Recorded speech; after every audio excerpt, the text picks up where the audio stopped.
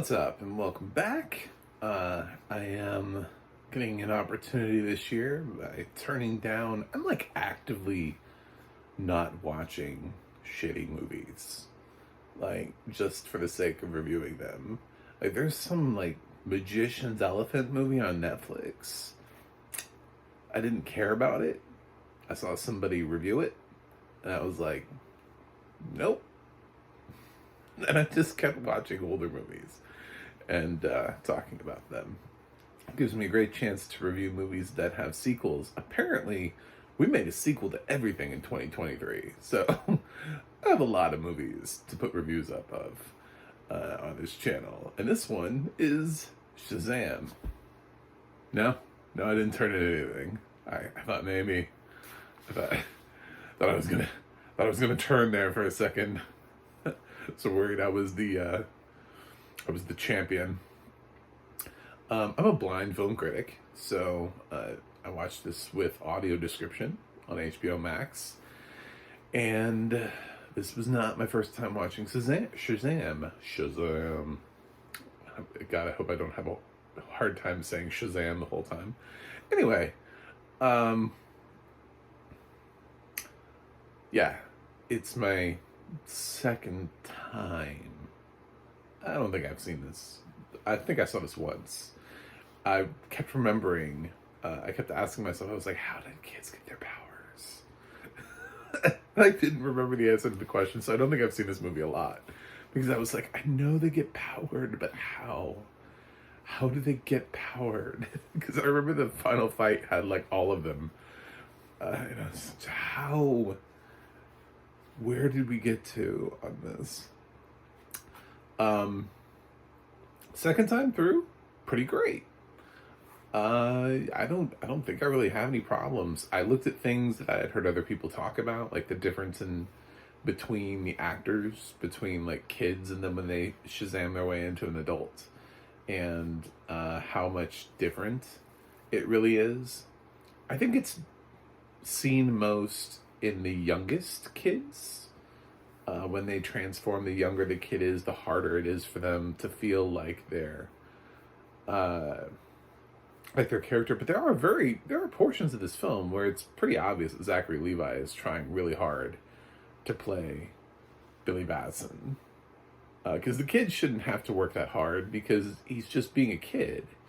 Like, you know, his kid component does not need to be working his ass off to try to make us believe he's a kid.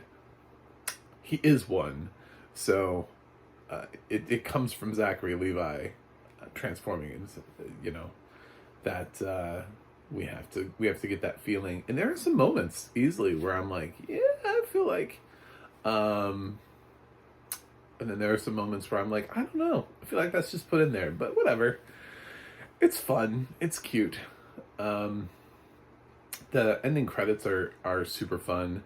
I think I watched this the first time based on the release date and everything. I saw it just without audio description. I just listened to it. I think I caught it when it first came around on cable or something. And before I, you know, got all the streaming services and all my audio description going. And this kind of made a huge difference. There were things that made more sense, things I understood better. I felt like my second viewing of Shazam was just all around a better time at the theater. Not at the theater, but in my home theater.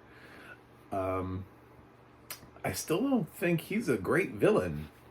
I think that's my problem, but that's my problem with a lot of superhero movies, is you can tell when they're fighting like a B-list villain, like somebody who doesn't really matter, somebody where the consequences don't feel very epic, there's no intertwining, there's no great struggle, the person doesn't even really have a great platform. Somebody like Killmonger at least has like a point, you know, like he's maybe taking it to an extreme level, but he has a point. There are some that you can sort of sympathize with. There are people who, like Doc Ock, were trying to do something good, and then something just went horribly wrong, and they became evil, but they're not really like an evil person. Uh, Thad is not that. Thad is just a whiny bitch. Just a whiny little bitch. Which is funny that Envy is the one that finds him. Shazam figures out that Billy finds out that it's Envy is. He's like, where's the last sin? Oh, and it's inside Thad. I don't know where they were going, by the way, with the end credit sequence for Thad, because does he come back? Do we need more of Thad? I don't know. I really just, from what I understand about who the villains are in Shazam, Twilight, I don't know, Hunger of the Gods or whatever the movie's called, Twilight of the Gods or Explosions of the Gods, is that no, he's not the villain. Doesn't mean he won't pop up again, but he's not, continuing on his villainy. So I don't really know. I don't know what they were doing with that. They were like, ooh, he might be back.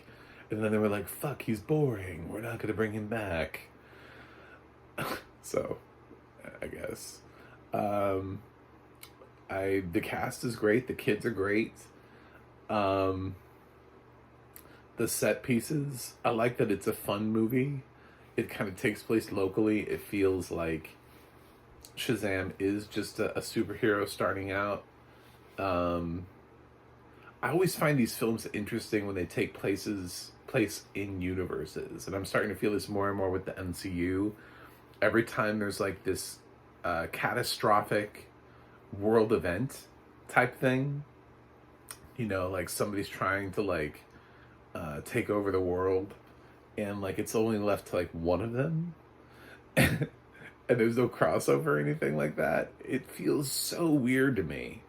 It feels so weird for Shazam to exist in a universe where there are other superheroes, obviously as witnessed by the fact that he brings in Superman as like the final scene thing. He's like, oh, here's my boy, Superman. I'm like, so we're admitting that Shazam is in the DCU, but all of the other more established heroes, do they not have like any sort of like news alerts on their phones?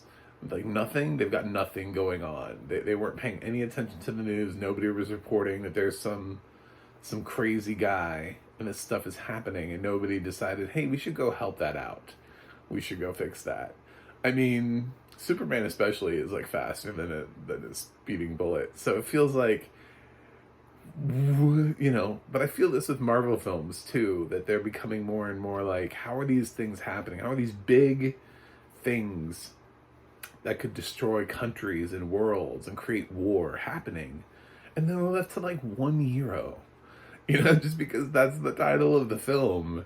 And it's getting a little bit ridiculous when you create these MCU and DCEU films and you have events like this. It's kind of like, I need to know where the other heroes are. I need to know what they're doing, and I need to know why they're not responding.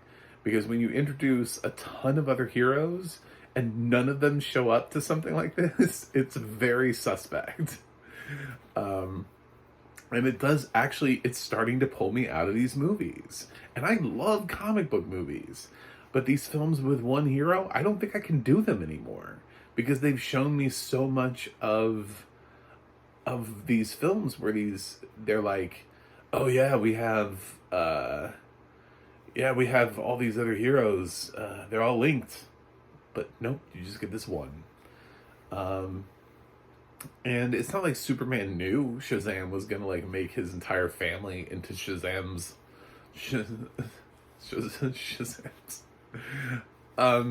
But anyway, that's just my thought. Sort of like, I feel like Doctor Strange did it really well, because Doctor Strange immediately had to go get Wanda. Doctor Strange was like, oh my god, this is a big I got a lot on my plate here. I need somebody to back me up. I happen to know somebody who has the ability to back me up. He just makes the wrong call. And that's what makes Doctor Strange Multiverse of Madness interesting, is the fact that he actually does go pull in a character who is not from the Doctor Strange universe, to help him and to start him on his quest, and then that doesn't work out. And I think more of that needs to happen.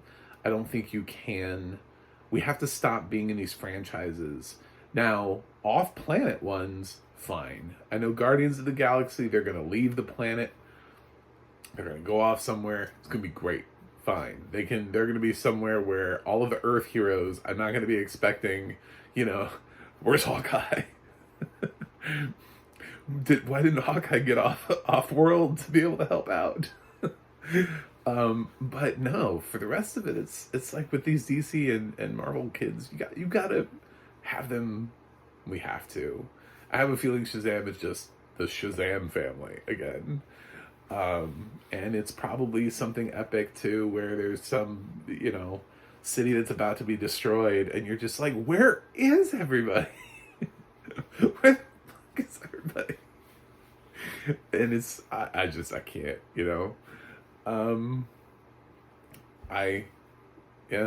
sorry, that's what happens when you put EU next to things. Either keep them separate so that way you can just have really fun singular universes, and keep them out of the extended universe, so they can be their own thing. But when you bring them in, do something about it. Do something with it. Anyway, that's my lingering Shazam thought. I did like a lot of the other emotion brought into the films. The kids are great. The kid actors I actually enjoy the kid actors more than I do their adult components. I wish they could just have the powers and be kids. I would be totally fine with that, because the kid actors that are well cast in this film. But then when we start popping up into like Adam Brody and DJ Catrona, I'm just like, I don't Megan Good. I'm just like, Zach Levi tries to make it fun because he's good with these like goofy things, but then they cast some other people who aren't really known for goofy comedy or quirky comedy or anything like that, and I feel like they just kind of felt out of place. Big props. I got to hear the credits, so I actually figured out Cooper Andrews is in this. So it got Walking Dead bonus points for me. I'm a big Walking Dead fan. So when Jerry showed up, I was like, that was Jerry? Jerry! So that helped out a lot. And I thought the John Glover, the use of John Glover was very interesting. With his connection to Smallville, I thought that was intriguing. It's not in the right sort of universe, because he would be interesting to pop up in a Superman movie, not a Shazam movie. But the guy that used to be the villain on Smallville, I'm just kind of like, yeah, that was interesting. Good choice for that. So